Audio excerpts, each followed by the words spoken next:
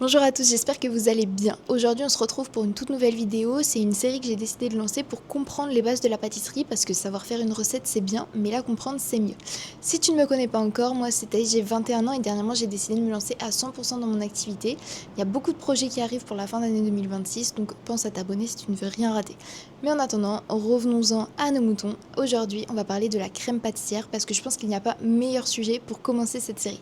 La crème pâtissière c'est une crème qu'on retrouve absolument partout en pâtisserie, dans beaucoup de gâteaux différents, les choux, les religieuses, c'est des choux aussi vous allez me dire, mais les millefeuilles, les tropéziennes, les tartes aux fruits, bref, vous l'avez compris, on la retrouve vraiment dans de nombreux desserts, mais c'est aussi une crème qui sert de base pour créer d'autres crèmes, comme la crème diplomate, la crème mousseline, la crème chibousse ou encore la frangipane. Donc vous l'aurez compris, si vous savez maîtriser la crème pâtissière, vous savez aussi maîtriser tout un panel de pâtisseries. Mais alors pourquoi est-ce qu'une préparation si simple en apparence peut aussi être si difficile ?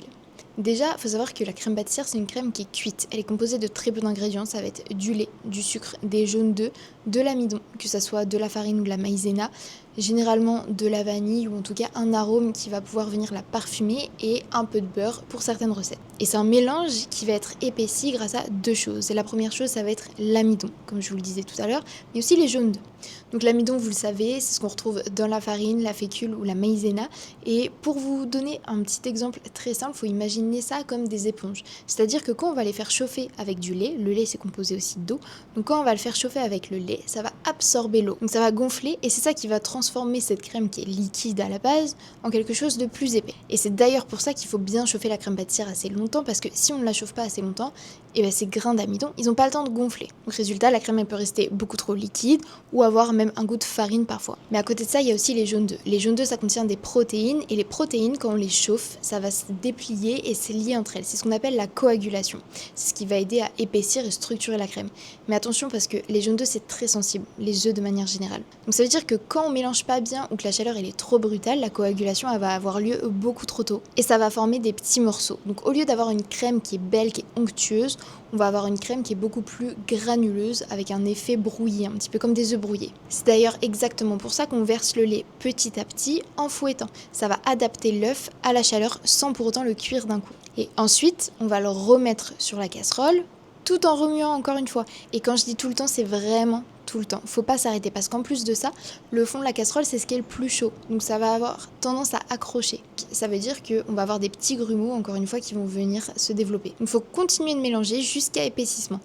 Et épaississement, ça veut pas dire s'arrêter. Parce qu'il y a beaucoup de personnes qui disent, bon bah ça y est, c'est assez épais, on arrête tout. Non. C'est pas comme ça que ça marche. Une bonne crème pâtissière, c'est pas juste une crème qui est épaisse, c'est une crème qui est bien cuite. Faut que la crème pâtissière, elle arrive à ébullition, on va même la tenir quelques minutes à ébullition. Et pour ça, il y a deux raisons principales. La première, comme on l'a vu au début, l'amidon, il a besoin d'absorber correctement l'eau. Donc si on la chauffe pas assez, il pourra pas absorber ce qu'il a besoin et donc la texture ne sera pas stable. Si on s'arrête trop tôt, la crème, elle va paraître épaisse sur le moment, mais par contre, après, elle va perdre en texture et elle va paraître beaucoup plus liquide. Et la deuxième raison, ça va plutôt être un avantage sanitaire, on va dire. Comme on utilise du lait et des jaunes d'œufs crus, le fait de monter la crème à ébullition, ça va permettre également de détruire les bactéries qui peuvent être présentes dans la crème. Donc vous l'aurez compris, si votre crème elle est trop liquide, c'est probablement pas qu'il manque de la maïzena ou de la farine, c'est surtout qu'elle n'a pas été assez cuite. Si votre crème elle est granuleuse ou qu'il y a des petits grumeaux dedans, c'est que les œufs ils ont été trop cuits parce que la cuisson a été trop brutale ou encore que l'amidon n'a pas été bien mélangé dès le début. Donc voilà, maintenant je pense que vous avez vraiment compris l'aspect technique de la crème pâtissière. Comme je vous l'ai dit, c'est une crème qu'on retrouve dans beaucoup de desserts différents. Le fraisier, la tropézienne, les tartes aux fruits, les millefeuilles, les choux, bref, c'est vraiment une base de la pâtisserie. C'est aussi une base, comme je vous l'ai dit, pour faire des crèmes. Si on rajoute de la crème montée, ça fait de la crème diplomate. Si on rajoute de la crème au beurre, c'est de la crème mousseline. Et si on rajoute de la crème d'amande, c'est de la crème frangipane. Voilà. Donc à partir d'une seule crème, on peut vraiment avoir un panel de pâtisseries différentes, de crèmes différentes. On peut vraiment s'amuser, donc c'est super important de maîtriser cette crème à la perfection. Mais je pense que maintenant, vu que vous avez compris tout l'aspect technique qu'il y a derrière, la crème pâtissière, elle aura plus de secret pour vous.